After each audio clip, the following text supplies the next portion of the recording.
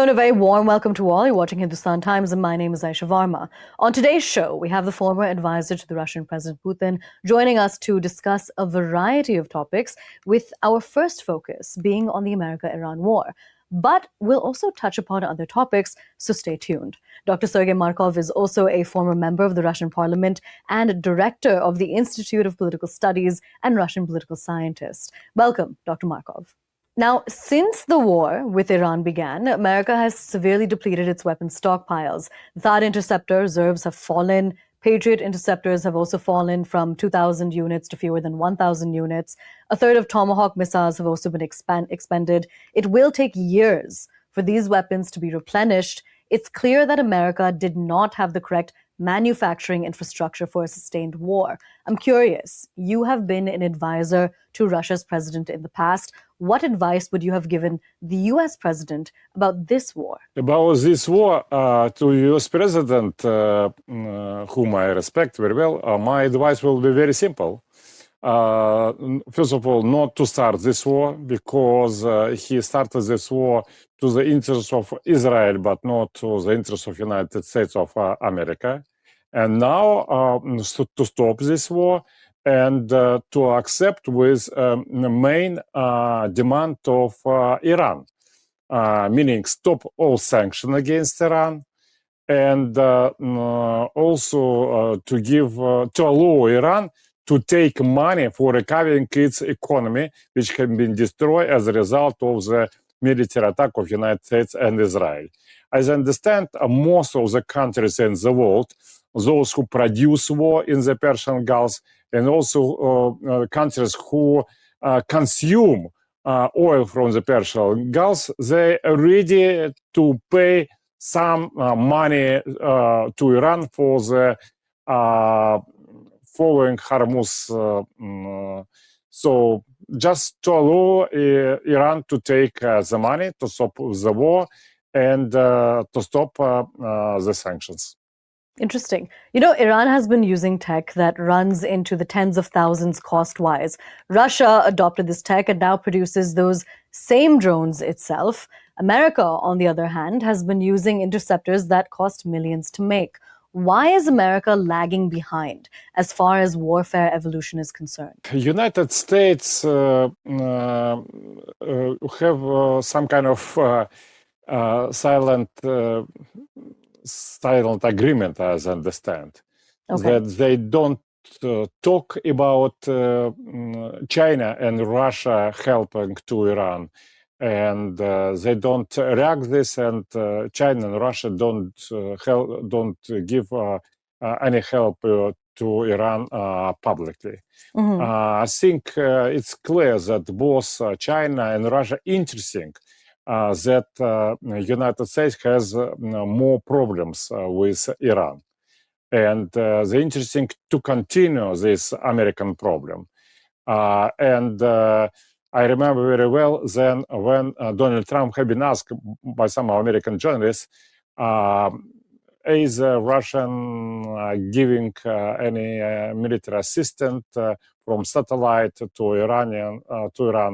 And his response was, we don't know, but we are giving such information from our satellite to Ukraine. Why Russia wouldn't give same to Iran? So I think Donald Trump understands that it's real politics. While that is politics in essence, why do you think America is still lagging behind when it comes to weapons and even expensive weapons? They're constantly using expensive weapons, but other nations, for example, Iran, as we mentioned, is using they're using cheaper versions of drones. So the war is not as expensive for them, but for America, it's becoming very costly. So why is America still behind? America still continue this military conflict because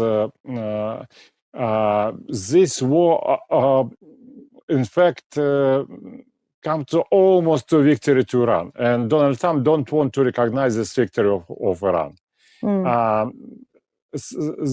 Donald Trump don't want to look like loser in the eyes of the whole world and in the eyes of the American citizens who vote in the Congress elections. And also, Donald Trump doesn't want to allow Iran to take nuclear weaponry. But from my point of view, now it's almost inevitable that Iran will have nuclear weaponry. And even Donald Trump understands that this will be a real result of the war. Iran will have, in the few years, nuclear weaponry. And as we know, Donald Trump now ready to sign the special treaty with Saudi Arabia about development of nuclear energy sector of economy in Saudi Arabia, which in fact preparation for the next step that Saudi Arabia also will have nuclear weaponry. And it's because all real politicians understand that after this war, Iran will have to create own nuclear weaponry to defend himself from the next attacks. Dr. Markov, we have seen the impact on American allies when it comes to America not having enough weapons stockpile. Ukraine, for example, has focused on creating their own weapons network, looking to other countries to provide weapons. The Gulf, however, has witnessed their own cities being attacked, US bases being destroyed. There are assumptions that the United States is a superpower that has an unlimited stock of weapons that can be used by allies. These assumptions are crumbling. How do you think this will impact America's strategic relations? You're right. United States appear to be in a very difficult situation as a result of such Iranian war. And this is a result of the military technological development, which we can see very well in Ukrainian war, that it became now not a war of the expensive rocket missiles, but it's war of the cheap drones. And as a result, Iran attacked United States and US allies, countries of Persian Gulf, by cheap drones. And as a result, as a response, United States attacked Iran by very expensive rocket missiles. This should be changed. United States cannot change it immediately in weeks or even in months. As a result, United States now will already continue to be nuclear superpower, but they already not superpower in meaning normal weaponry. So this situation dramatically changed. And now United States will be very difficult for United States to be a great superpower in another war, because I understand they can be in very poor situation now. And as Ukraine, United States and Donald Trump should distance themselves from the Ukrainian war, more or less, not fully, but more or less. And United States don't want to be involved in such war. So when we talk about America at this point and the position that it is putting itself in globally, its weapon stockpiles are depleted. Looking ahead, there have been indications that China could invade Taiwan in the next couple of years. Do you think America will even be in a position to help out Taiwan at that point? Don't you think it's weakening itself globally? Of course, military operation could be very surprisingly, but it looks like that United States will be not able to defend Taiwan if China decide to start this military operation on Taiwan.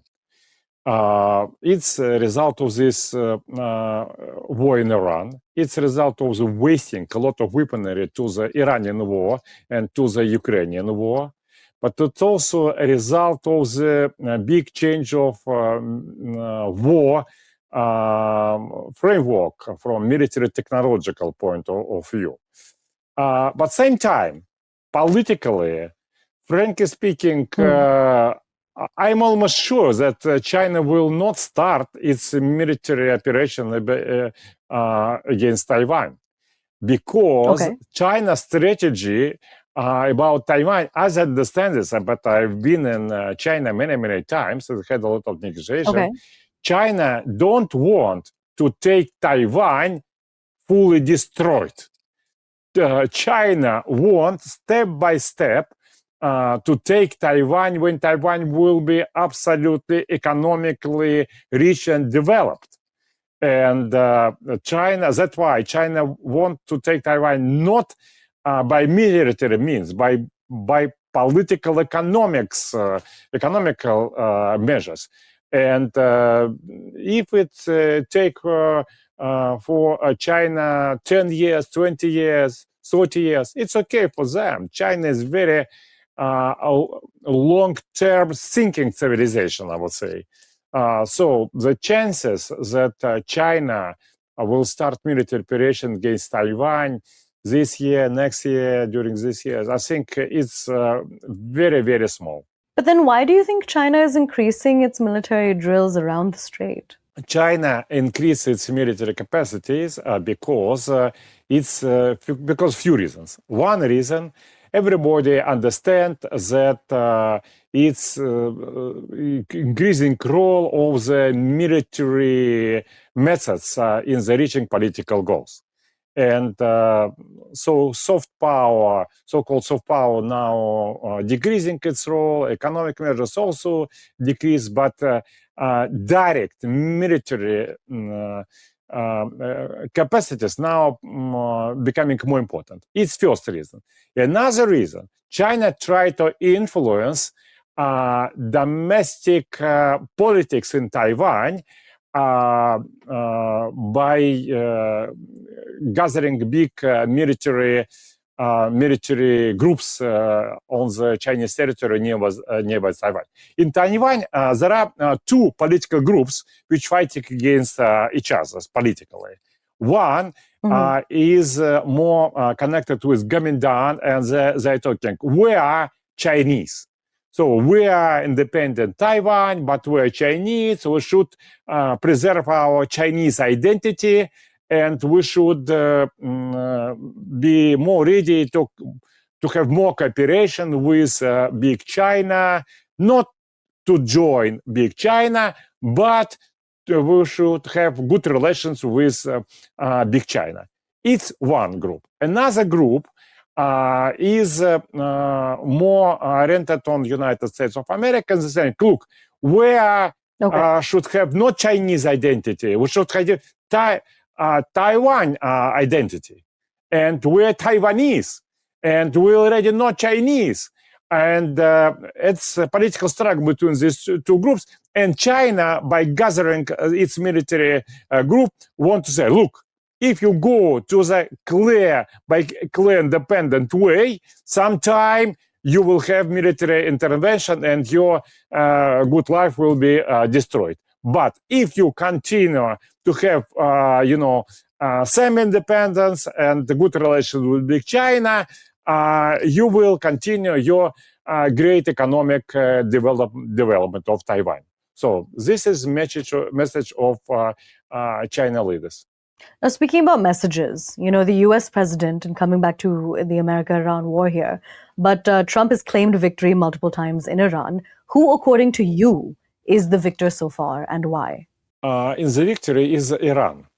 Iran won this war because now conditions more profitable to Iran. It's first of all Hormuz.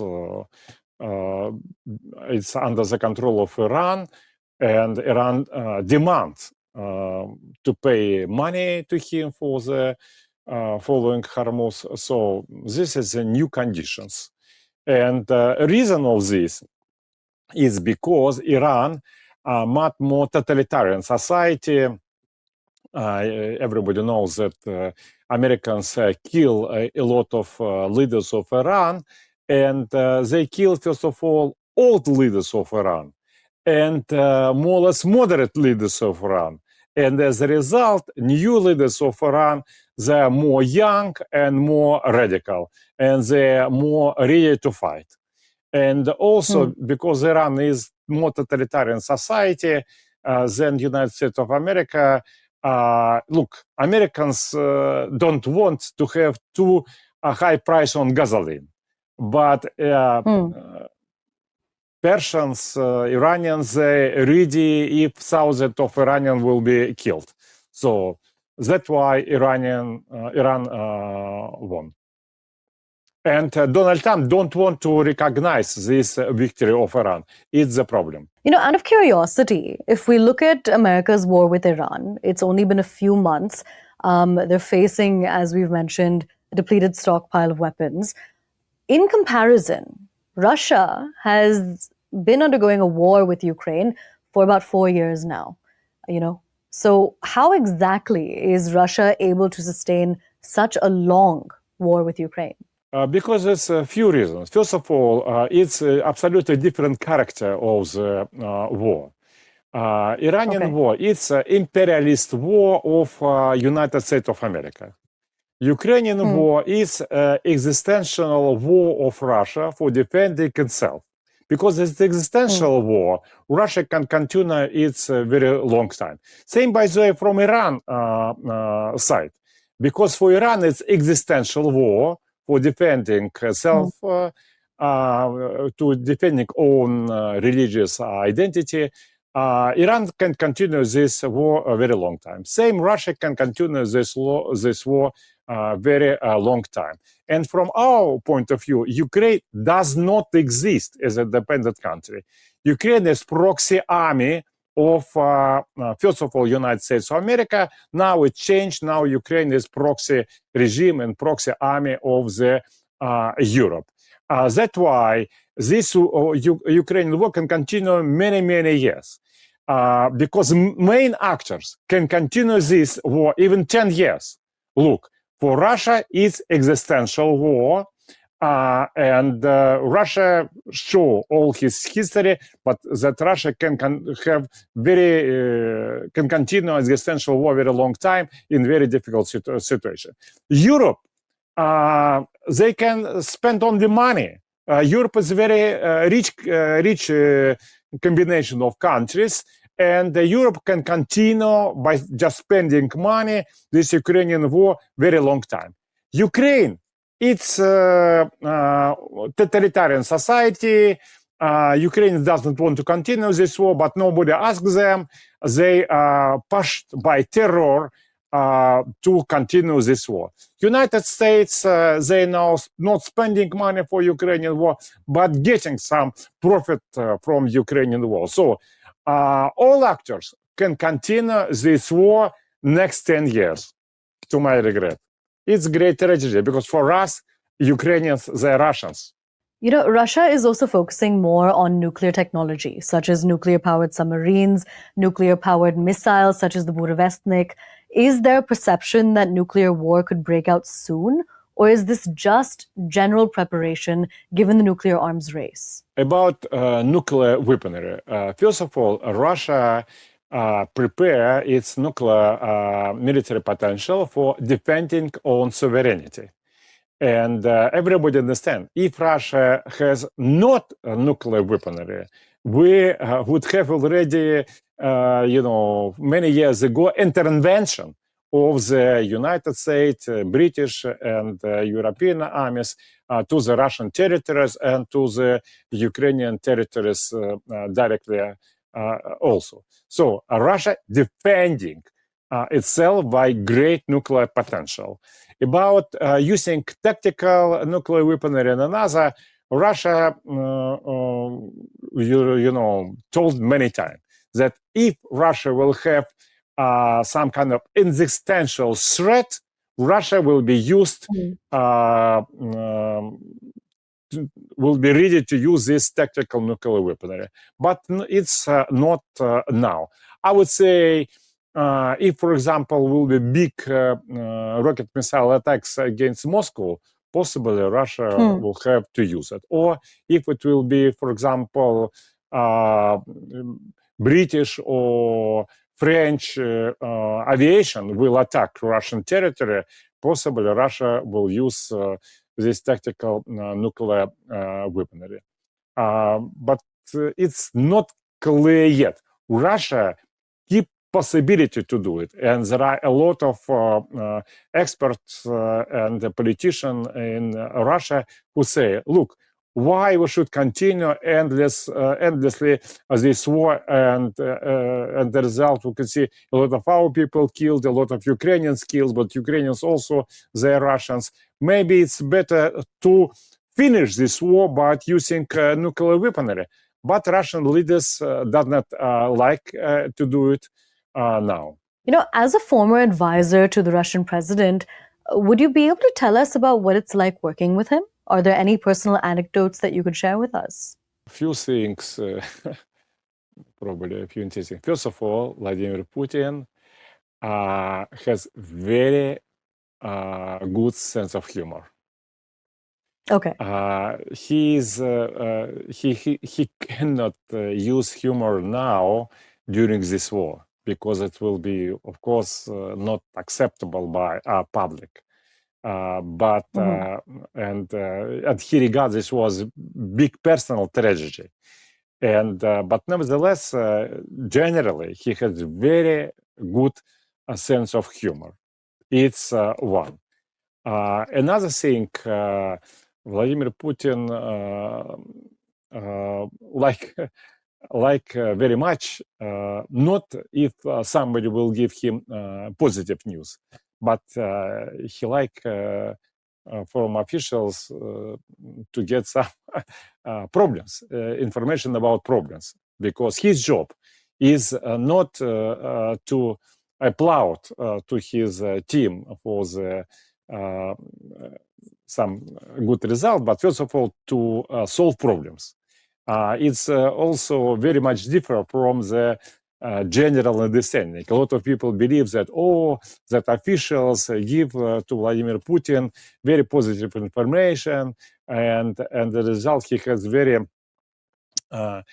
positive view on the situation. It's situation absolutely on contrary.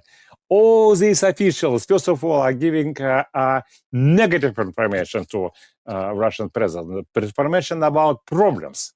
This is very important, should be for understanding. You know, beyond this, there have been reports of Ukraine conducting clandestine attacks against pro-Iran groups in Iraq. What do you have to say about this? Can Zelensky afford this? It's very simple. Zelensky wants to show himself as Ukraine as enemy of Iran, because he come to the Donald Trump and saying him, look, your enemy is Iran, but our enemy is Iran as well. So let's stay together against Iran, and let's stay together against Russia, because both Iran and Russia are our common enemies. It's his message, which is mostly important. Also, Zelensky very much interesting about different business project with Persian Gulf countries, who is now has a lot of problems with Iran, and because Iran attacked Persian Gulf countries by drones. Persian Gulf country needed a very good system of defending from the drones attacks. But it's exactly experience which Ukrainian army has. So as a result, Zelensky can give to the Persian Gulf countries technologies and how to produce drones, and technologies how to make this anti-drones system of protecting. And because of this, Persian Gulf, who is a very rich country, can give a lot of money to Ukraine and a lot of money personally to Vladimir Zelensky. Vladimir Zelensky, very corrupted politician. He's stolen billions of dollars and euros. So he's very interesting to get this personal money from the Persian Gulf countries. Also, in third direction, Zelensky want to get different benefits from Israel. And now Zelensky has problems with Israel because Zelensky want to get rockets for the Patriot system, and because the United States has problems with Patriot system, and as a result, Netanyahu, Prime Minister of Israel, asked Donald Trump not to give to Zelensky rockets to the Patriot system. And as a result, Zelensky has a lot of military problems. That's why Zelensky wants to come to Israel leaders and say, look, because Iran our enemy as well, please say to Mr. Trump to give us rocket missiles for Patriots. So it's very sophisticated. But do you really think that Zelensky and Netanyahu would be able to find common ground here, especially if we're looking at recent reports of, say, Belarus building up troops on the border with Ukraine, and you have Russia, of course, involved in the war? Do you really see a Zelensky-Netanyahu combination coming ahead? Zelensky and Netanyahu, first of all, they're a little bit competitor for the American weaponry. Also they both Jewish, by the way, and Zelensky used this fact as when he needed, and also Zelensky quite sophisticated. Donald Trump, I think, clearly called Zelensky as the best political trader. And Zelensky very sophisticated in the building good political alliance with those whom he need. So now Zelensky has not good relations with Netanyahu, but theoretically they can build but much more better relations. And Zelensky try to do it. Okay. I'm curious, how do Russians overall, if you're talking about the general population, how do they view Ukraine and Zelensky? Russians view Ukraine as part of the Russia. And if you look at the history, Ukraine was part of the Russia during more than 1,000 years. And Kiev was Russian capital during 3 centuries. It was not first Russian capital, it was second Russian capital. First was Ladoga. And so for us, Ukraine is Russia. Sometime Ukraine had been occupied by another countries. Ukraine had been partly occupied by Ottoman Empire, partly had been occupied by Poland. Sometime it had been occupied by Germany during World War I and during World War II. Now we regard Ukraine as occupied by Americans, British, and Europeans who imposed repressive regime. If democracy again will be in Ukraine, Ukrainians forever will vote, if they have chance to vote free, Ukrainians will vote for the good relationship with Russia, for those politicians who for good relationship with Russia. So for us it's great tragedy because Russians are killing Russians. For us it's civil war. And for us, as I mentioned, Ukrainian army is artificially created as proxy army by enemies of Russia. So it's how Russians see this war. Of course, people want to start this war, but Western politicians, they now making some kind of long-range drones attacks on the different Russian cities. They believe that Russian will come to the Kremlin, to the center of Moscow, with saying, look, please accept, Mr. Putin, please accept demands of the Russian enemies, Europe and Britain and United States. But it's absolutely not. It's some small minority exists, maybe 10-15% of Russians say, okay, accept all conditions just to stop the war.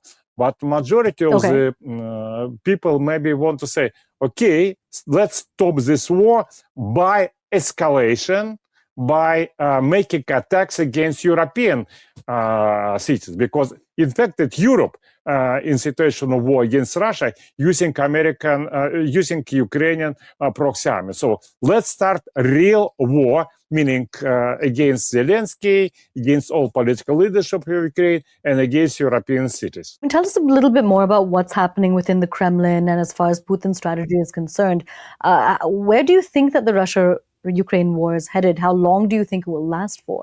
First of all, it's not Russian-Ukrainian war.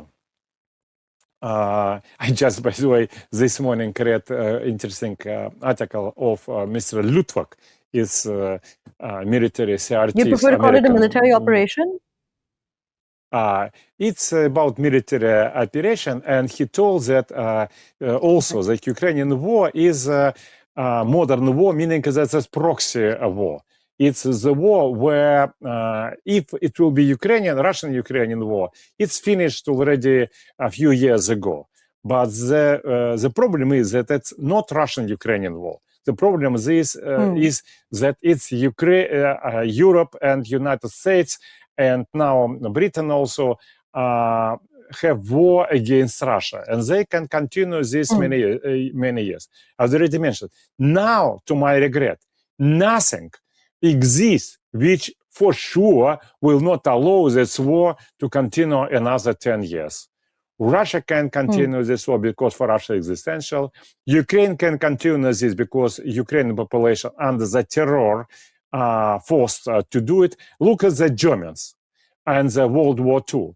German soldiers continue to fight against Soviet and American and British army even in the end of April, even when Adolf Hitler already had been killed. But they still continue to fight. They continue to pay their lives because it was totalitarian society. Ukraine also now not democratic, but totalitarian society. Europe, very rich because Europe has only spending of money for this Ukrainian war. Europe can continue this. Probably India and China want this, and Brazil want this to stop this war. But India and China and Brazil has no opportunities, no capacities to influence major actors of this war. I'm curious, the Trump administration has been threatening Cuba. What would Russia's stance be if USA attacks, given action against other Russian allies such as Venezuela and Iran? I think Donald Trump attacked Venezuela and Iran not because they are pro-Russians, but because they are anti-Americans, anti-gringo, as people say, because people in Cuba and Venezuela, they're also Americans. They cannot be anti-Americans. In the South America, they call Northern Americans gringo. And so it means they are anti-gringo, anti-Washington. And that's why they has to build relationship with Russia. And Donald Trump, I think under the influence of the Hispanic part of the American society, American elite, and Marco Rubio, it's a very good example. Now it looks like that in 2 years from now, DJ Vance, now vice president, will run a presidential election and will continue Donald Trump policy. And Marco Rubio, possibly they call him as unofficial vice king of the Venezuela. Probably he wants to be an official vice king of the Cuba as well. It's initiative of this Hispanic society in the United States of America, which is very influential in Florida state and nearby states. Florida is nearby the Cuba, and you should understand the amount of money in the eyes of the Hispanic or people from the Cuba who is American citizens now, much more bigger than on Cuba itself. And they want to come back and they want to change this. And now, because Donald Trump sees that Russia not able to help Cuba as the Russia, Soviet Union, and did it a few dozens of years ago, it's good time to attack. And probably he want to repeat same in Cuba what he made in Venezuela.